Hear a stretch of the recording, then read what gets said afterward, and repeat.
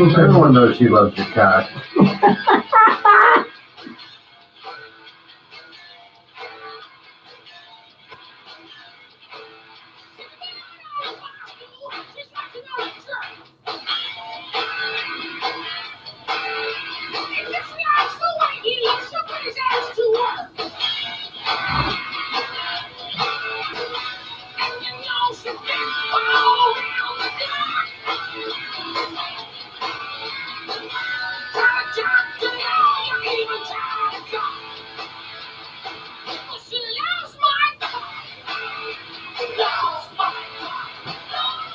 That's a love song right there.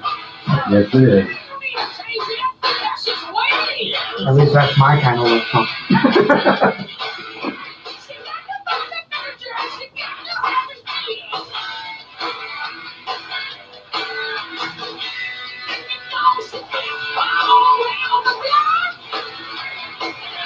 Yeah, I was trying to get stuff done in the kitchen the other day, and my damn 12-year-old niece called. Yeah.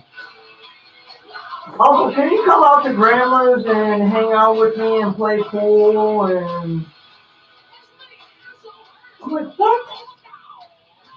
She's like, yeah, I want to play pool, and I want to do this, and I want to do that. I'm like, fine. So I went to go get the oil changed, and they flushed the transmission and all that shit, you know.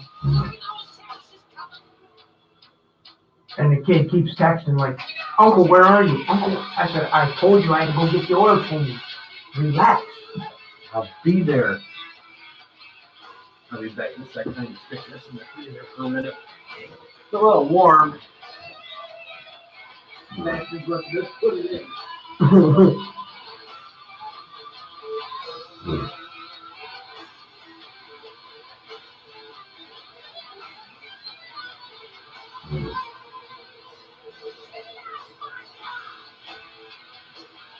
I tell you what, if you taste that stuff now, it is really, really good. What's that? The moonshine. Moonshine? Yeah. See some moonshine bottles in that freezer. Oh, yeah.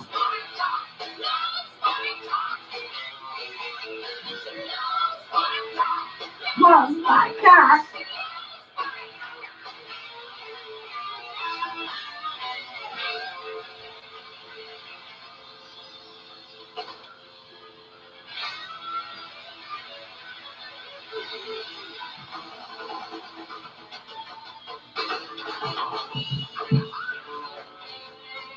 Oh shit, that means that we got a show to do now. Did you start everything? You have the right settings for the microphones and all that? I will find out. It's always a crapshoot. I haven't played around with nothing in like 2 weeks, so. I know, I feel like I have been letting you down lately. And I'll be letting you down in March too, because I'll be gone like most of March. I won't even be in the country. Damn! Well, not in the continental United States anyway. Nah, everybody deserves a break, man. Like,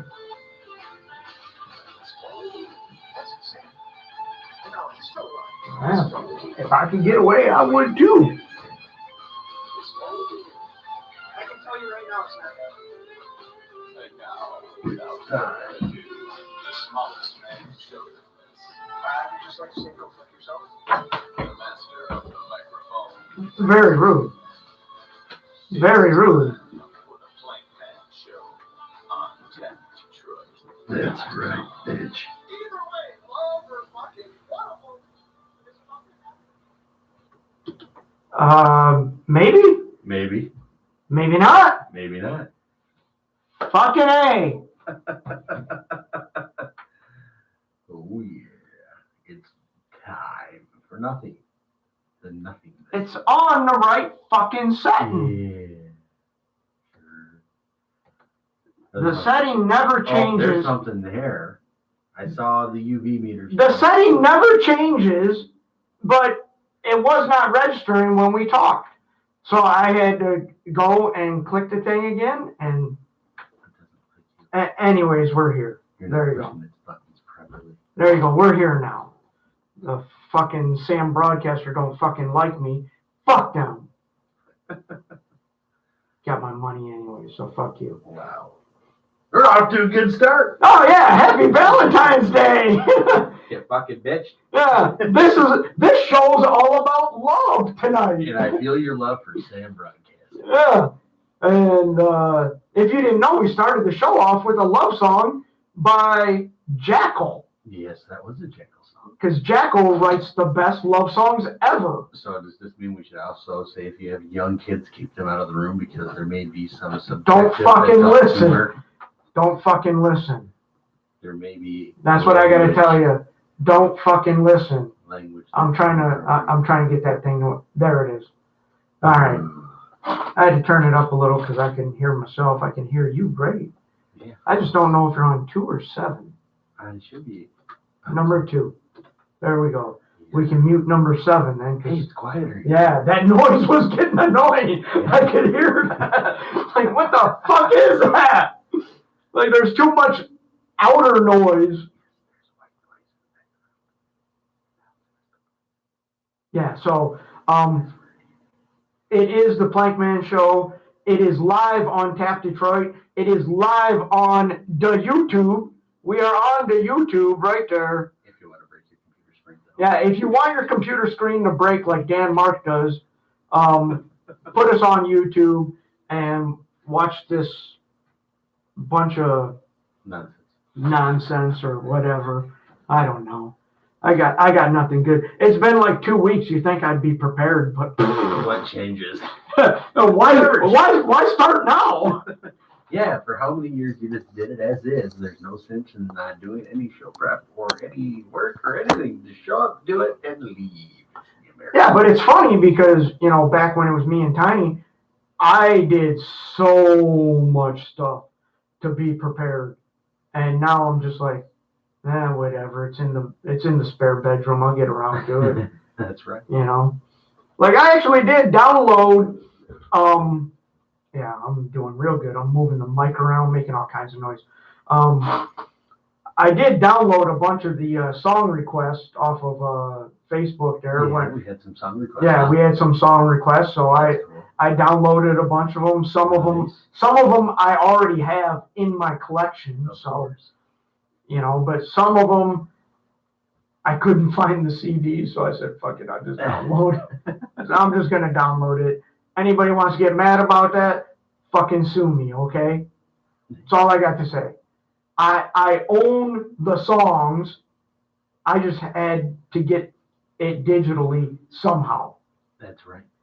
Because we have no way of playing a CD. I know. I mean, I could play a CD, but it'd have to be from like the other room. And we have to run a cord and be a big pain in the ass. So, yeah, so this is going to be the Valentine's Day special. Yeah. And pretty much nothing but love songs all night. Oh, cool. All night. I'm going to say 90% 80s songs. So you're talking power ballads? Yeah, power ballads, you know, like that kind of stuff. But we will get your request in. That's right. I did get all of those. And I always like that because, you know, a lot of times when we put the stuff on Facebook, you don't really hear nothing, you know? Yeah, there's people chiming in today. Yeah. Yesterday. Yeah, so it was nice to get a response because it's like, oh, you guys actually do see this. Yeah. Mikey actually has his fan base. Like there are people out there. That listen. Like, thank God. I started thinking this was just a figment of my imagination. Well, you know, we're just sitting here. Who knows? It's going out into the great internet. And somebody may listen, somebody may not. We will never know. And honestly,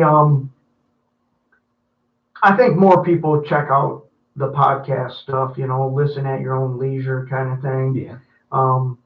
I can't really say I blame them. I've kind of been hooked on like 3 podcasts right now. Yeah, what 3 podcasts? Eddie Trunk, Mark Maron, and and I just got into this one yesterday, Joe Rogan. Yeah. Now, everybody knows Joe Rogan. Yeah, that name's familiar. Yeah, I mean, he does the UFC fights, he commentates on them, but he's also like into the MMA, he can knock your ass out in like 3 seconds, I don't want to find out. Yeah, and I was watching on the YouTube. Hi, YouTube. I was watching on the YouTube his interview with Steven Tyler of Aerosmith. Yeah. And it was like, I want to say interesting. You have some doubt in that voice. It was kind of weird, okay? And not on Joe Rogan's side. Joe Rogan. Not. It's never no. Steven Tyler's a weird looking dude, man. I'm sure he's got some weird manners. He kept like bouncing back and forth. He would start talking about something, then they would get sidetracked and they start to, and then he would be like, "Oh, well, I was going to ask you this about the MMA, and like, dude, that was like 12 minutes ago, and somehow I can see that.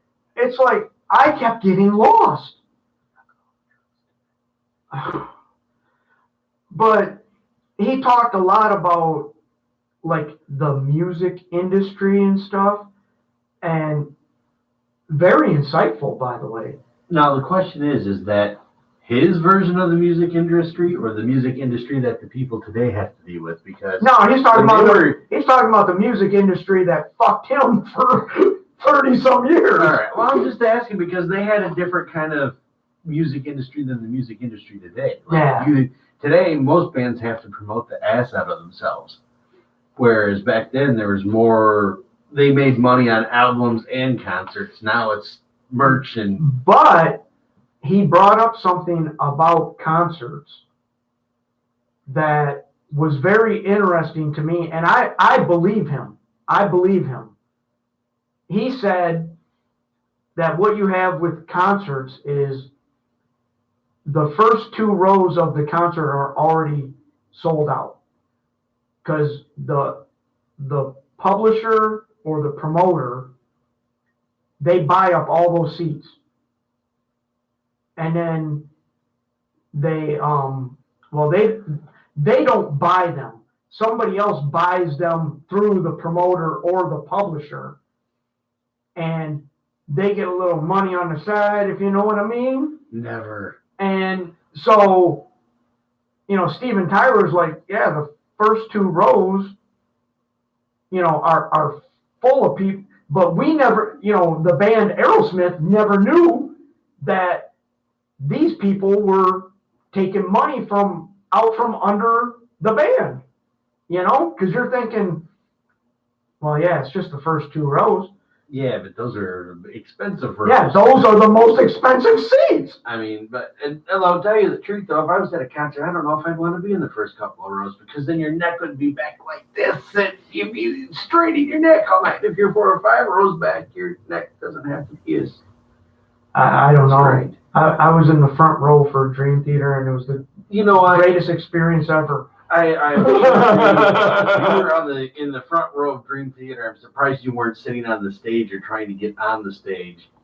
I don't believe you sat still. I didn't. I think I had a seat, but I never sat down. I could see you just like pawing at the people trying to grab a drumstick or. Well, no. Mike Mangini was too far away, but John Petrucci was right there. You're probably telling me, hey, throw a stick this way, throw one here. Oh, I was mad he threw one and it didn't come my way, but I did get a John Petrucci pick, and the funny thing was, he tried to throw it at me, and I went to catch it and I missed, and he started laughing, and he leaned over and he goes, "Here, man." So he personally handed it to me, which makes it even cooler, I can see that because that would be planky luck. Yeah, it was. Here, I'm going to toss you this gold bar. Yeah. And you drop it. And I go to catch it, and it goes flying by me. That's right. So he just laughed, and he goes, "Here, man, I'll just hand it to you." It's safer. I'm like, thank you, Mr. Petrucci. Now, if your back had been turned, it'd probably land in the back of your. Oh yeah, clothes it or would have been in something my like that. hair. Yeah. I would have found out like Found 3 its way days underneath your later. hat or something, you know. Yeah, 3 days later, I would have found it in my hair or Where'd something. this pick come? And then you throw it away, not realizing where it came from. Yeah, it would have been great. But yeah, so that interview with Steven Tyler was a little weird, but Steven Tyler did have some interesting things to say. So that's, you know,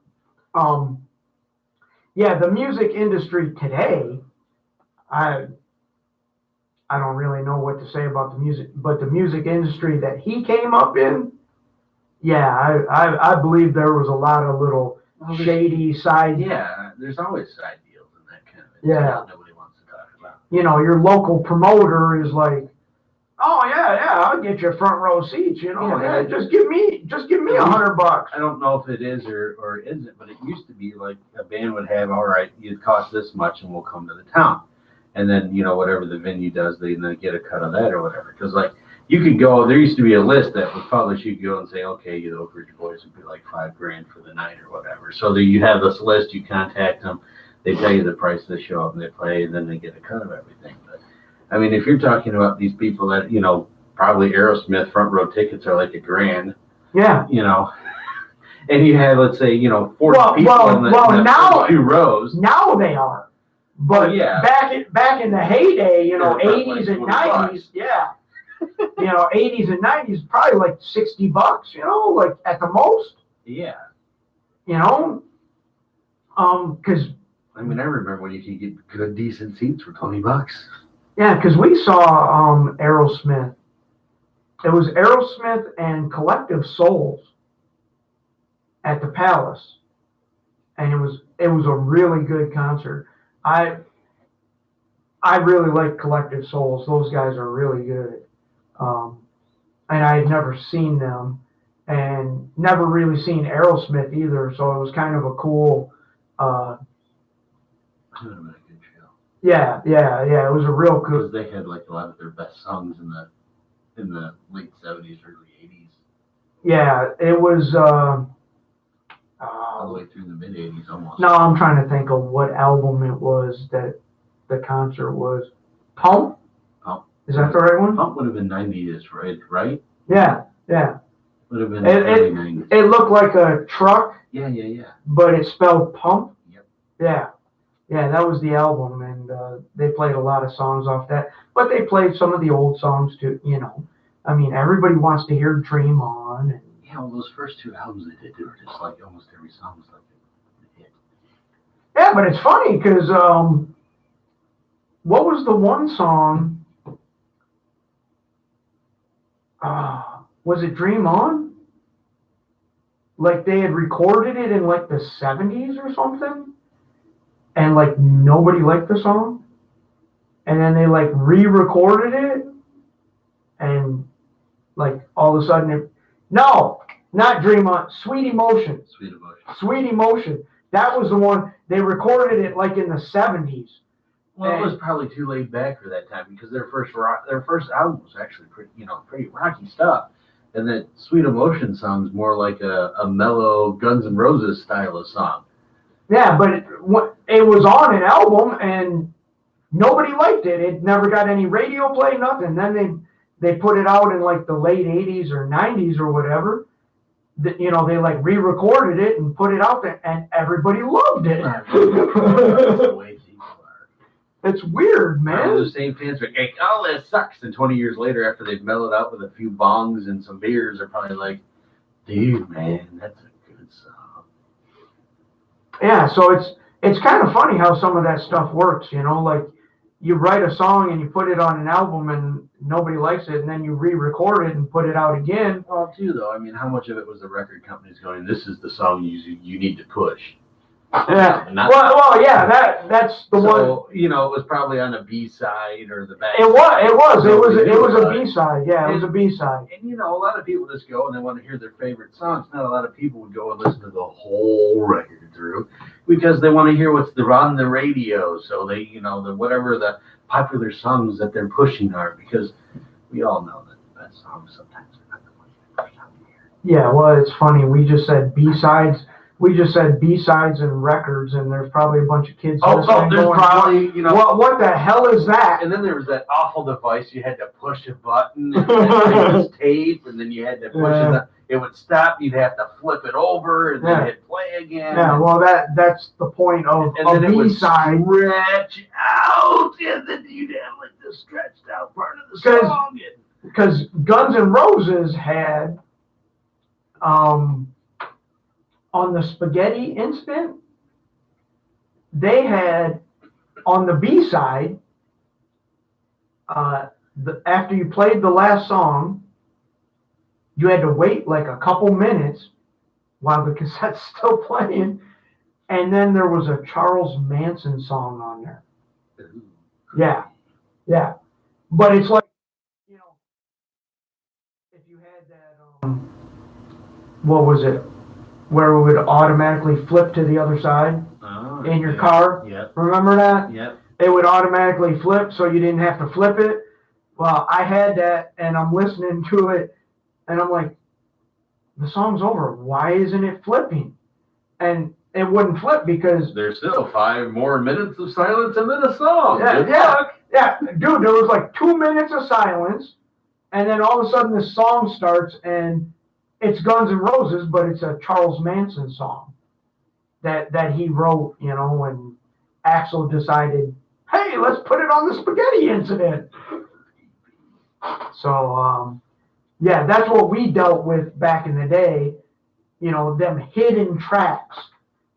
You know, like a lot of the bands started doing with the CDs, they would put like a bonus track. Yep. You know, like if you bought the cassette, you got 8 songs.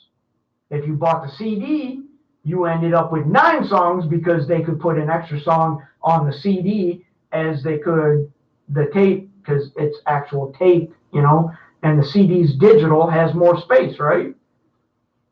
Yeah, I remember those cool 120-minute cassette tapes that you could make your own mixtape, and then it really gets stretched out. Oh, yeah. Yeah, I'm pretty sure I've got a bunch of those laying around. They're probably right up there. Oh, wow. Yeah, there's probably a bunch of cassette tapes right over there. You know, it's funny, because I used to have a whole bunch of cassettes, and then I converted it all to CDs, and then I think it was either last year or a year and a half ago I gave all my CDs to somebody who's very fortunate to have this like 300 or 400 CD collection. No, I got like 500 CDs like right over there. I don't know. And I still have a whole bunch at the house to go through that I haven't converted back into digital. But still, and that was the thing too, like back in the day, you know, when CDs first started up, right?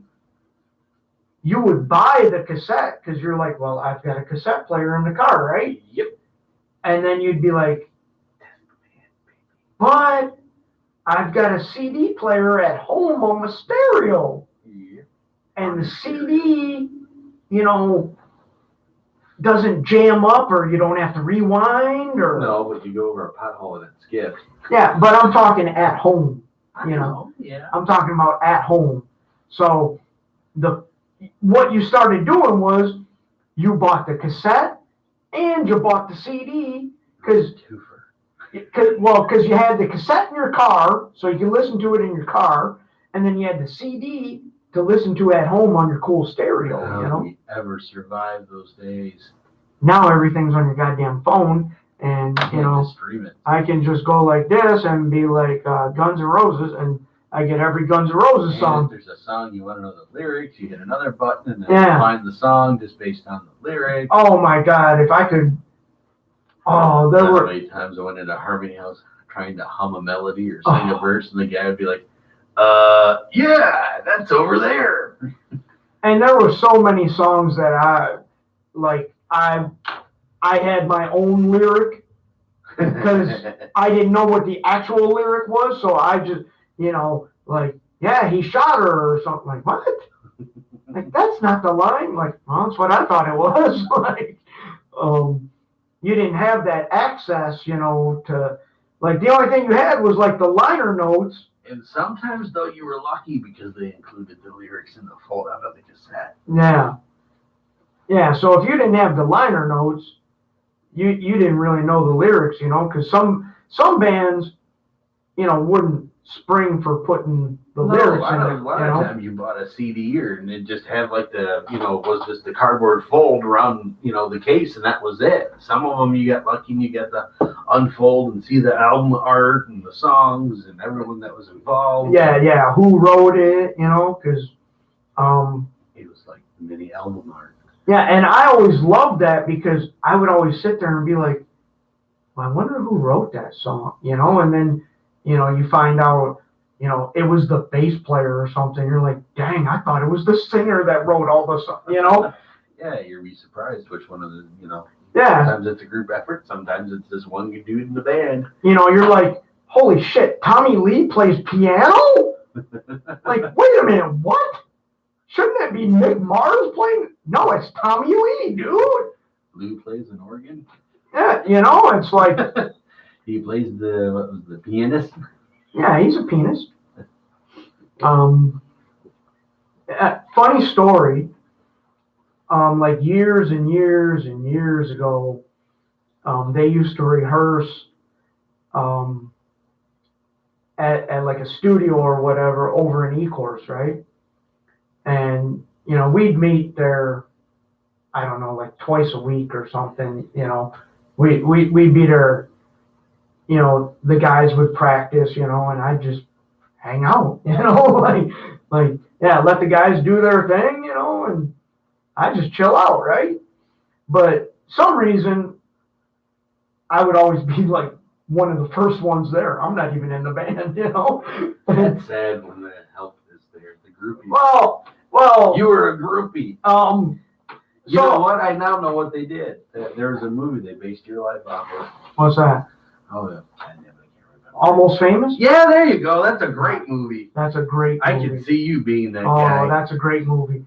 But, dude, man, you made friends with the band. I told you not to make friends with the band. But anyways, so I'm walking in the back door, because you came in through the back door because the front door is blocked off because that's pretty much the studio, So I come in the back door and like I hear this piano playing, and like I can't see nobody, and I'm like, man, that is really good, like wherever it's coming from, really good, and so I'm like slowly making my way in because I'm like, is somebody just listening to some music, like, well, no, I don't know if somebody, I didn't want to scare somebody, because, if you're sitting there listening to music with your headphones on, and then somebody just walks in and scares the shit out of you, especially when you're in E-course. So I wanted to make sure, like, I made eye contact with somebody, Well, I come around the corner. Roll a Heineken across the floor to see. Yeah, you roll a Heineken and see if anybody goes after it. If they do, you're safe. No, but so I come in there, and it's Lou playing the piano, and he's got like his back to where I come in the door, and he's just like playing this beautiful thing, and I'm just, dude, I'm standing there with like my jaw on the ground, and Lou gets done and turns around and he goes, oh, hey man, what's up? And I'm like, what the fuck was that? And he goes, oh, it's just something I've been screwing around with, I go, dude, that was fucking awesome, and like me and Lou are the only ones in there because the rest of the guys haven't shown up yet, so I'm like, dude, that was fucking awesome, and he's like, yeah, I don't think we'll ever put something like this on an album or whatever, And then came out Hate Water. And that's where that piano came from, was Lou doing that in that studio.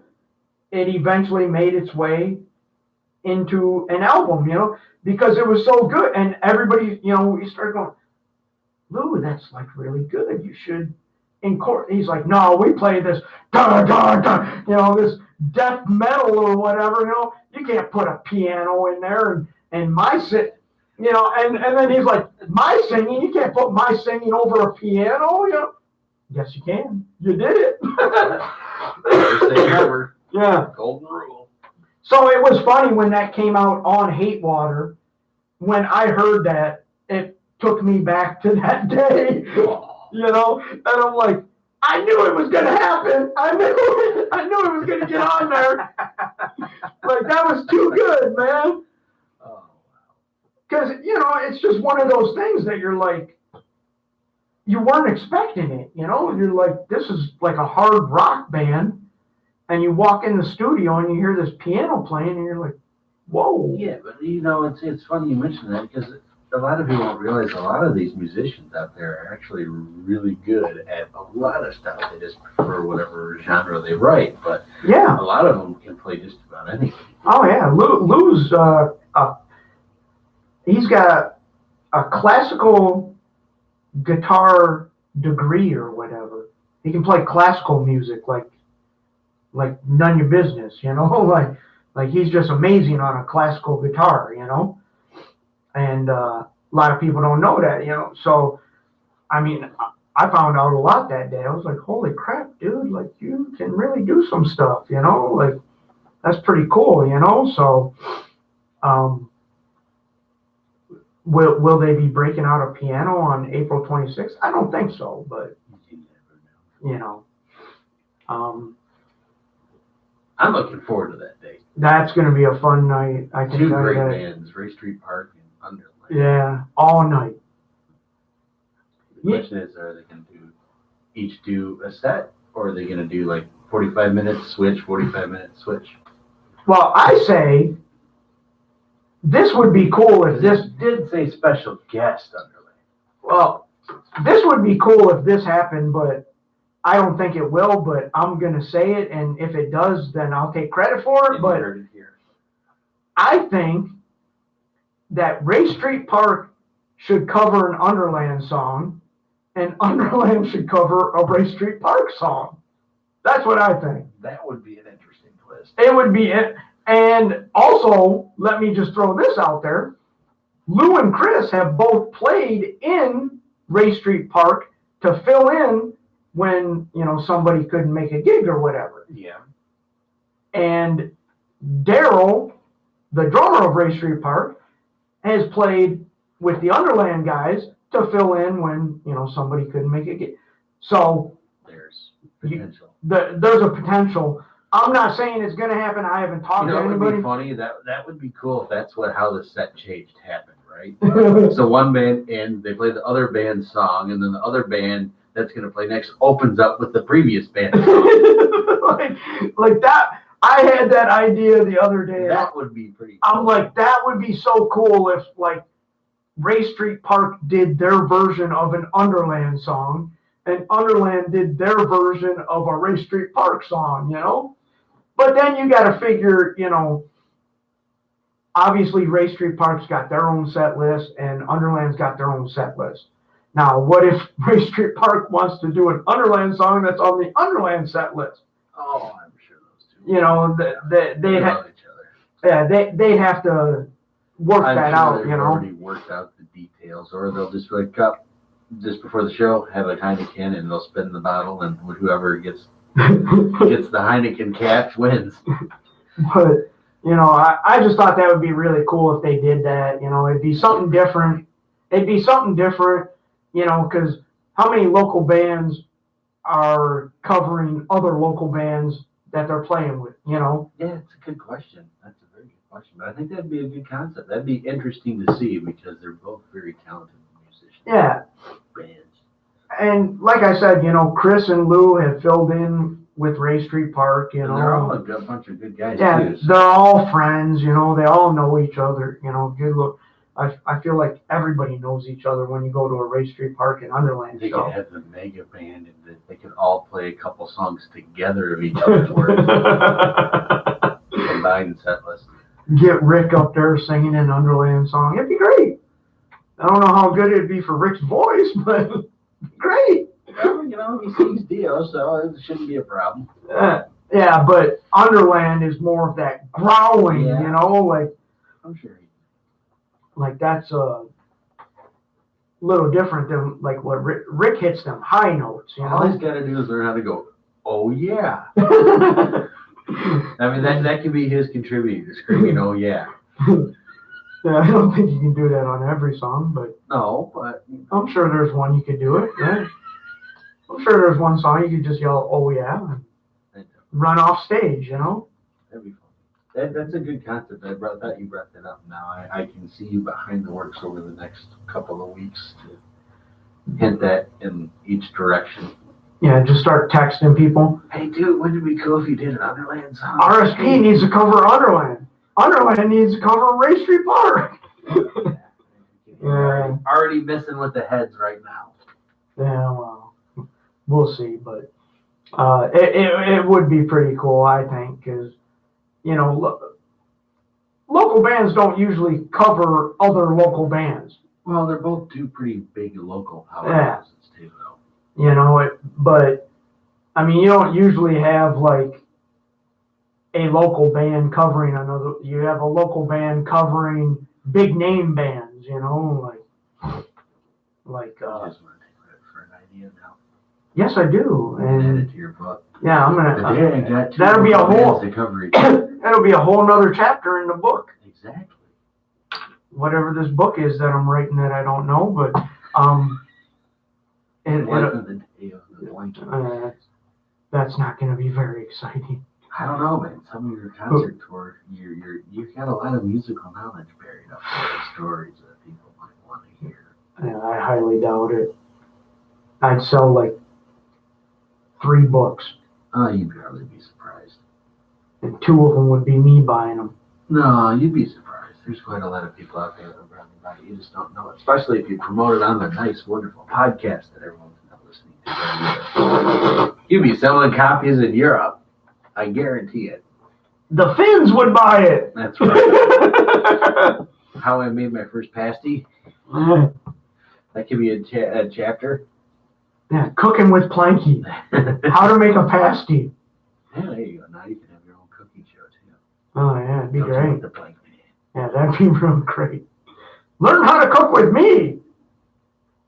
Yeah. Oh, did you burn it? No? Okay, then it's done.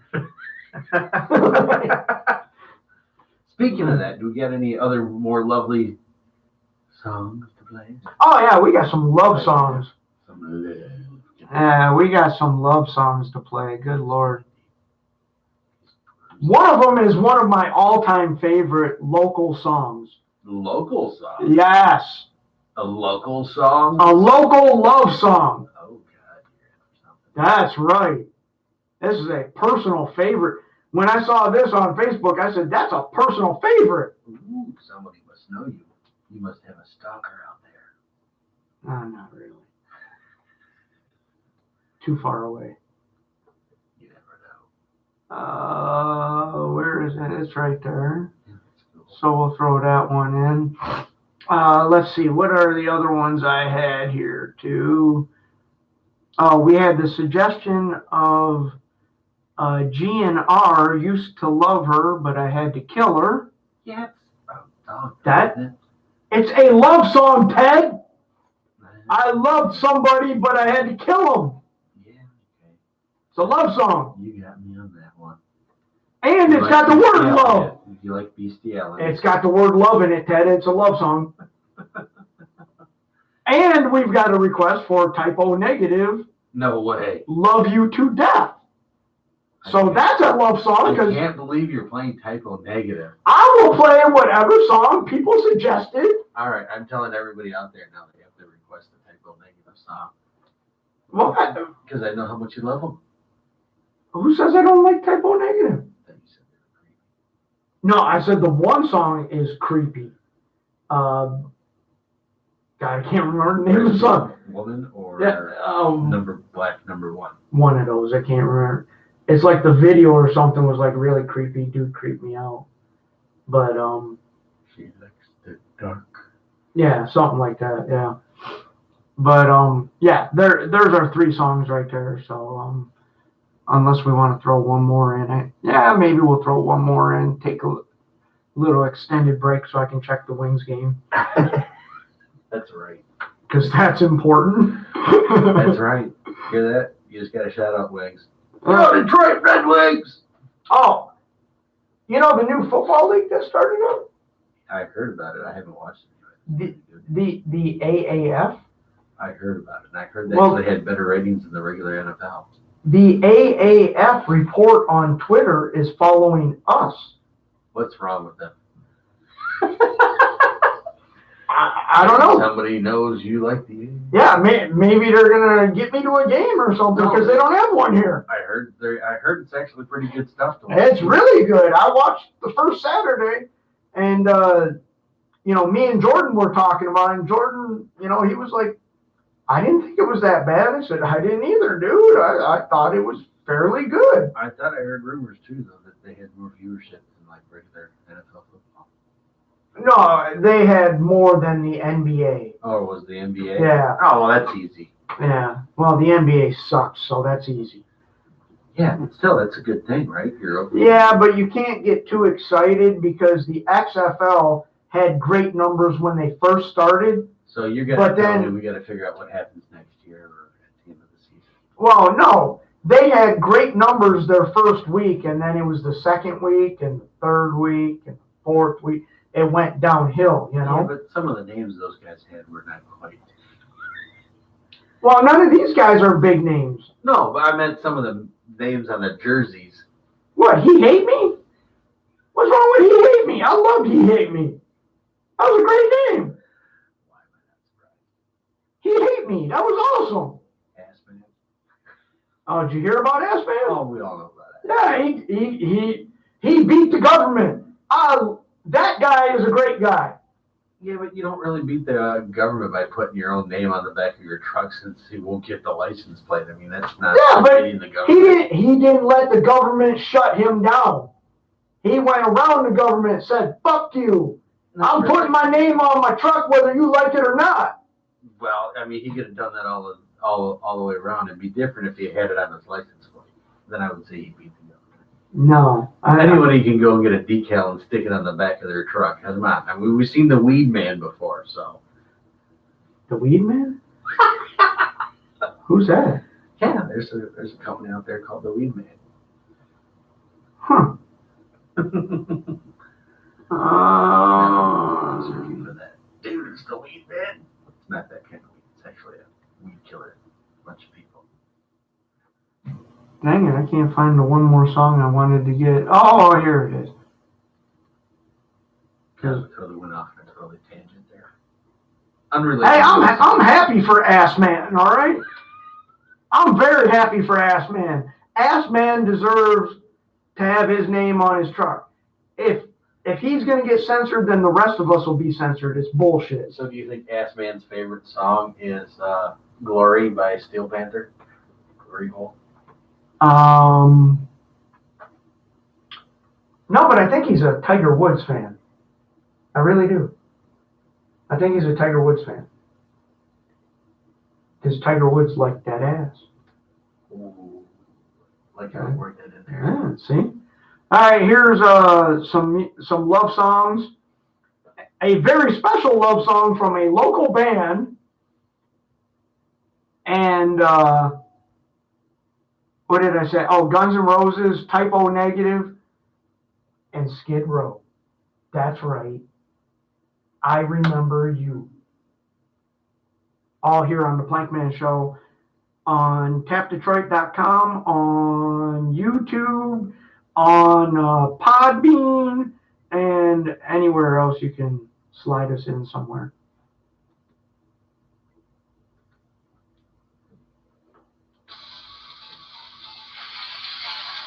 This song is called I Love the Dead. That's a love song. I believe it.